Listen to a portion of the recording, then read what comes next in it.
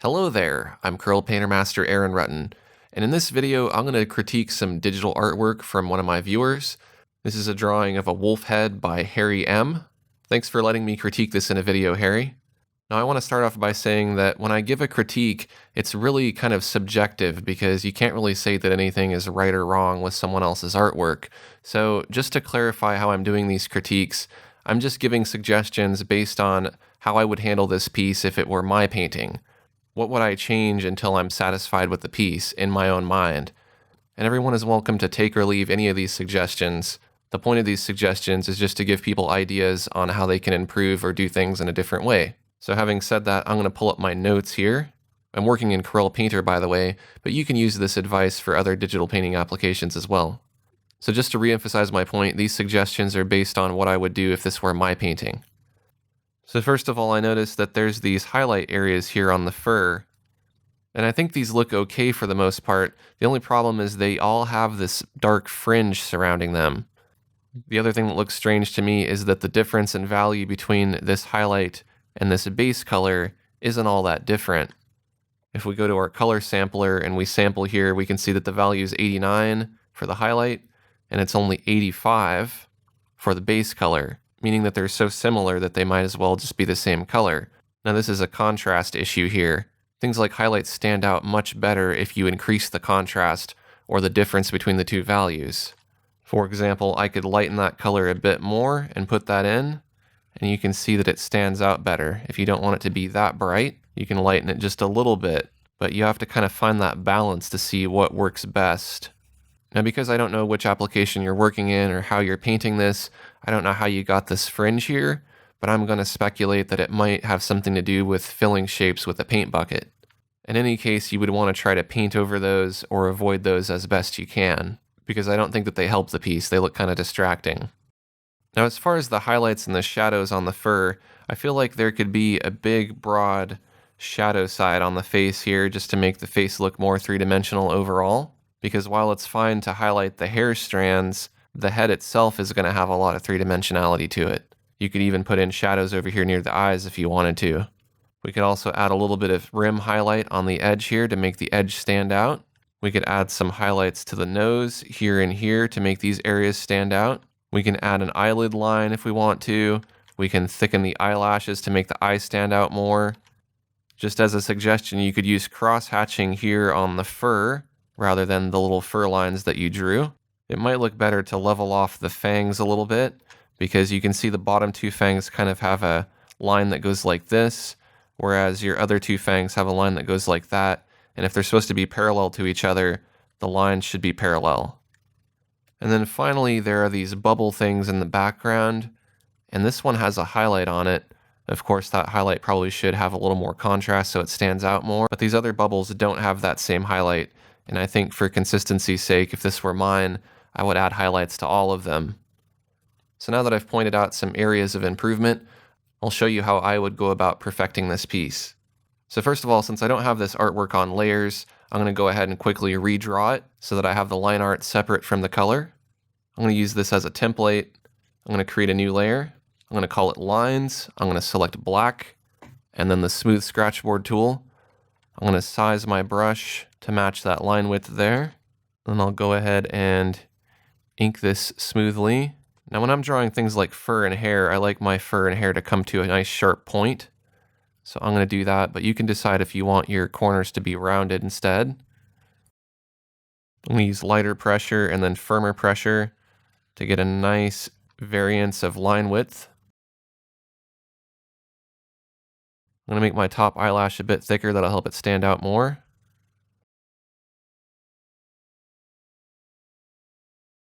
We're going to have our eyebrow wrap around the corner there because it looks like it kind of cuts off.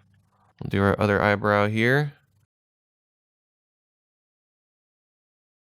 Now, as I'm going through and filling this in, I'll just mention that Harry wrote and said that Harry is 14 and he doesn't have very much time to draw.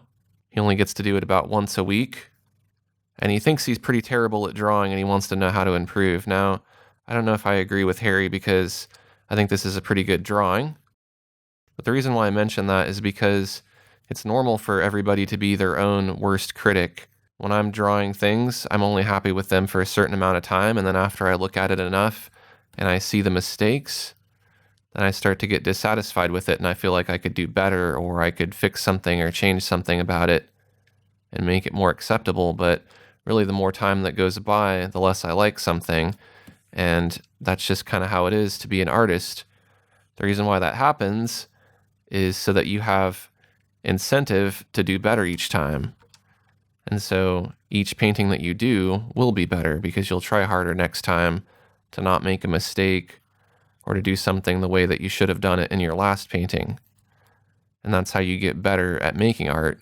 So don't let that discourage you from making art. Use that as a motivation to get better. And just know that things that you make are never going to be perfect. There's a good Salvador Dali quote, and he says something like, "Don't fear perfection, you'll never achieve it."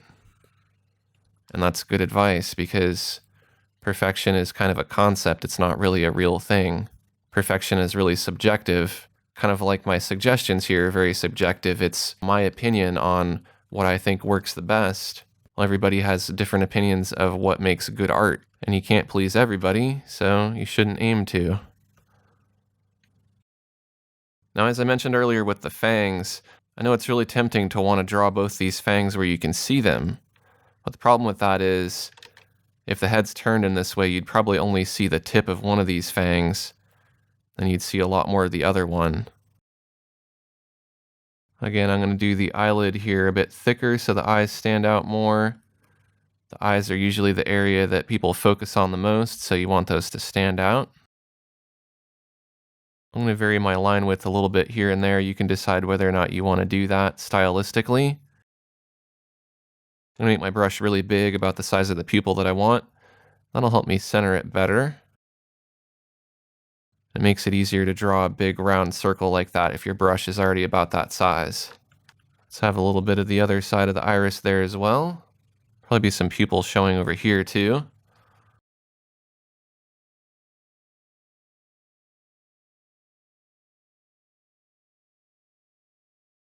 I'm going to use a smaller brush to do my hatching. Now again, this is a stylistic choice, but I feel like this works pretty well for this style with fur. Now we'll go ahead and do those background circles. I'm going to use one of these vector shape tools. And I'm going to change the attributes to have a black stroke. Let's set that to about 6. We'll also make sure our opacity is at 100%. I'm going to hold down Shift while I draw my sphere to make sure that it's completely spherical. Now you might notice that I'm pretty good about lining my spheres up, and that's because I'm imagining there being a rectangle drawn around each of these spheres. So I'm starting drawing my circle up in the corner of that rectangle. I'll do that up here on this one, and you can see I get it pretty close enough to where I can move it into place if I need to. Now, unfortunately in Corel Painter, you can't draw a shape outside of your canvas here. So what I'll have to do is I'll have to draw a circle that's about that size, and then just hope that I get it right. I think that's close enough. And I'll draw one more and move that down here. Next, I'll go ahead and just convert those layers to default layers by right-clicking on them and choosing Convert to Default Layer. That converts them from a vector shape to a regular layer. And then I'll just go ahead and merge those with Control-E. I'm going to call that layer Circles. I'm going to move it down next to my lines here. I'm going to create another layer above the lines, and I'm going to call this Highlight. This will be the highlight for the eyes. I don't want to forget where that's placed. I'm going to use my scratchboard tool and I'll draw that in. I even put a little dot there just to emphasize the shininess of the eye. I'm going to put a little highlight on the nose as well. Now we can go ahead and start filling in our layers. So I'm going to create 4 new layers here, and I'm going to name these by color. Did I say 4 new layers? I meant 5 new layers. I'm going to have white, red, light gray, dark gray, medium gray. Now we want our lines to be above all of those colors. We can have our highlight above our lines, because it's okay if that highlight covers up the line there. That's what we want it to do. But we want all of our color to be covered up by our line work. That way we can color behind it and we don't have to worry about coloring over it. Now you were getting that weird fringe earlier, and I don't know if that was from the paint bucket, but if it was, let me show you an alternative method to using the paint bucket to fill in your shapes. So I'm going to go ahead and just hide the original. Let's pick a nice fun color that really pops out. Let's do the red layer first. I'm going to zoom in a bit so I can see this closer. The brush that I've been using here is the Smooth Scratchboard tool. That's basically just a standard inking brush. It has some smoothing applied to it, meaning that it's going to slow down or smooth out your stroke a little bit. And if you want some tips about drawing nice smooth lines, you can check out my video with 10 drawing tips to help you draw better. That'll help you with inking smoothly like I've done here. This same brush also works well for filling in nice flat colors. So I'm going to do that here. I can use lighter pressure near the edges to make my brush smaller if I need to, and use firmer pressure to make it wider. Once I've painted around the edge, which is the most important part to get correct, I can make my brush bigger and I can fill in the center. I'm going to go ahead and fill in my other iris over here. Fill in the gums here on the mouth. And then we'll do the mane. Again, I'm just painting right around the edges first. I notice that I want to make sure that I move my circles layer down below all of my color layers so that my color covers up the circles. I'm going to jump back to the red layer there. But using your pen pressure to get into these little corners here is really helpful. It's a good reason to have a tablet rather than draw with a mouse. If you overpaint, don't worry about it. You can always just switch to your eraser and erase that extra paint.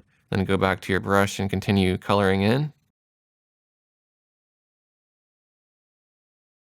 All right, so I've gone ahead and painted all along the edge here. And now let's talk a little bit about the paint bucket, because I mentioned earlier we weren't going to use that, but I just want to show you what could be going wrong with the paint bucket. In most digital painting applications, you either have a paint bucket that does what it's supposed to and it fills in the shape nicely, or you have a paint bucket that misses some gaps or it leaves a weird white fringe between the edge that you painted and the edge that you're trying to fill in. A lot of these paint buckets will have a tolerance slider, and you can set this tolerance lower or higher. If I set it higher, it's just going to go ahead and fill everything. If I set it lower, it'll just fill in that area there. Now by default in Corel Painter, it's set to 32 for the tolerance, and I find that that works really well because if you zoom in here, it's not leaving any weird fringe. It is missing a few spots that it's not getting. That's okay, I can clean those up with my brush here. But that did a pretty good job. But if the paint bucket's still not working for you, you can always go ahead and just fill in using your brush here.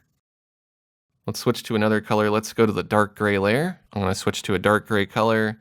Let's put in the eyebrows. And we can do the nose as well. And these ears are a slightly lighter gray, so I'll just shift that color a little bit lighter and we'll put in the ears. Now because this red is on a layer that's above my gray layer here, I can just paint behind the red. That's one of the advantages besides being able to paint behind your lines to working with layers. I'm going to zoom out a little bit here, and we'll go to the medium gray layer. I'll make this color here a bit lighter. I'll go a little bit lighter than that so that there's enough contrast between the two gray colors. Now again, this layer is behind the dark gray layer, so I don't have to worry about painting over the dark gray. Because I'm going to be painting in white on a new layer, I'll just go ahead and paint over the white area. That'll end up covering up this gray. Let's see, if you plan things out, it ends up being really efficient. So generally speaking, I'm working from foreground to background. Now I can just paint behind all this stuff here too, so I don't have to worry about carefully painting over that edge again. Since I'm using my paint bucket, I can just be really sloppy about it as long as I make a closed shape that doesn't have any gaps. I can fill in the center with my paint bucket. I'm going to go to the white layer, select white. I'm going to move that white layer below the red so that I can paint behind the red.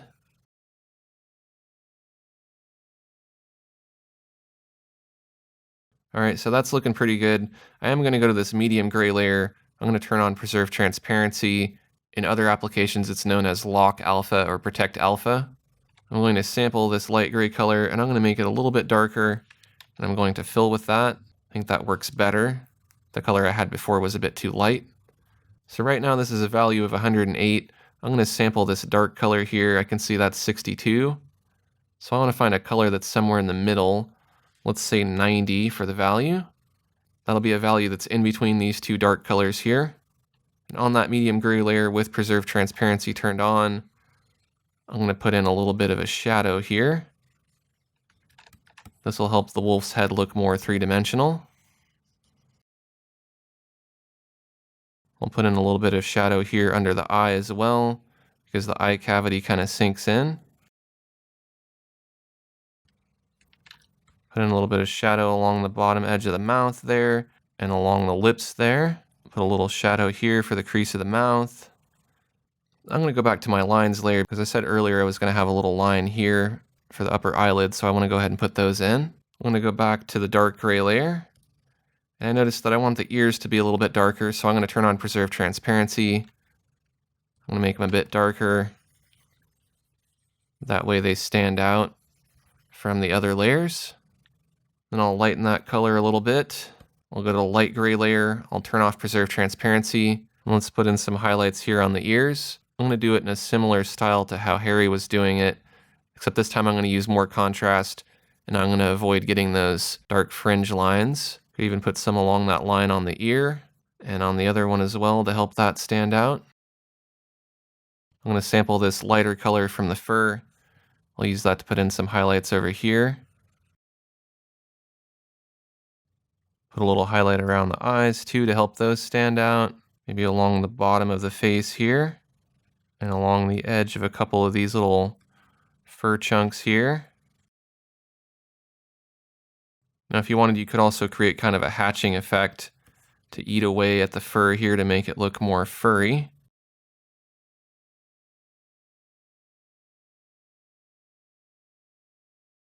I'm going to go down here to the nose layer. I'm going to add a little more highlight to the nose here. I'm going to sample this nose color. I'm going to make it a little bit darker. Put in the nostril. Sample that same nose color, make it a little bit lighter. I'll highlight the edge of the nostril there to help that stand out. Maybe the bottom side of the nose as well, since the nose is reflective. We could even put a highlight on the eyebrows to help those stand out. Maybe put a couple highlights here on the ear fur. And if you wanted to add shadows to the ears too, you could do that. Now I'm going to go to the red layer and let's add in some highlights on the red as well. Now sometimes it can be hard to get a good highlight for the red. What can help is if you shift your hue a little bit towards orange or towards magenta. That'll help the red look a little bit brighter. I'm going to put in a little blob here on the eye, maybe a little bit on the other side as well. We'll add a little highlight to our lips. We can add some to our fur as well.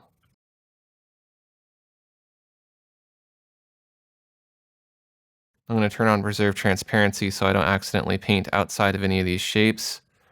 That'll make it really easy just to highlight the edges of some of these.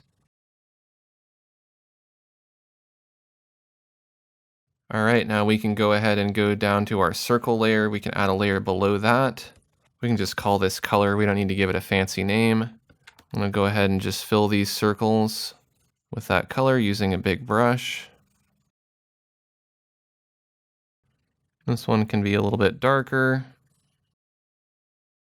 And the other one can be that red color. Let's go ahead and create a layer for the background. And we could fill it with black like Harry did. Or if you wanted to, you could make it just almost black. That way your lines will still stand out. I see that I'll need to go through here and clean up a little bit because this red is spilled over. It's more apparent on the dark background than it was on the light one.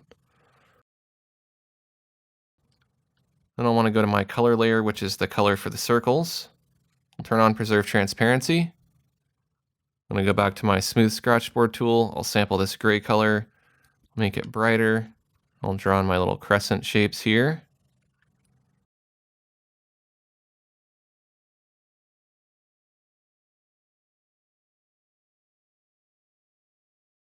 Go to the white layer. We'll keep Preserve Transparency on. Let's go ahead and put in a little bit of light gray near the top of the eye because the eyelid covers the top of the eye. And we could do that on the red layer as well. We'll just pick a slightly darker color. And that adds a little bit of shadow to our eye. We'll go to the highlight layer. We'll sample one of these dark gray colors. And we'll put a little gray spot on the pupil there to help that stand out. I forgot to add in my fangs. So I'll need to do that. Otherwise this wolf won't be able to eat. I'm going to go to the color layer for the circles. I'm going to turn on preserve transparency. I'm going to add a little bit of a rim highlight to the opposite side of the spheres here. That'll help them look more spherical. I'm going to go to the light gray layer. I'm going to turn off preserve transparency. I'm going to sample this lightest gray color from the fur. I'm going to make it a little bit lighter. Let's go through and add a little bit of highlight here. Maybe on the forehead as well to help that stand out. And a tiny little bit under the lip. And I think that's all I want to do to this piece. So hopefully these suggestions were helpful for you, Harry, and for anyone else who watched this critique. If you found this information helpful, take a quick second to like this video. And if you're new to my channel, I'd love to have you subscribe because you can get access to a whole bunch of digital art tutorials and videos like this. And if you're interested in having me critique your digital artwork, send it to me at aaronrutten@gmail.com. You can send me a flat version or a layered version, preferably the layered version. Make sure to mention which art application you created the artwork in, and make sure to say in the email that you give me permission to use your artwork in a video critique. Thanks for watching, and I'll see you next time.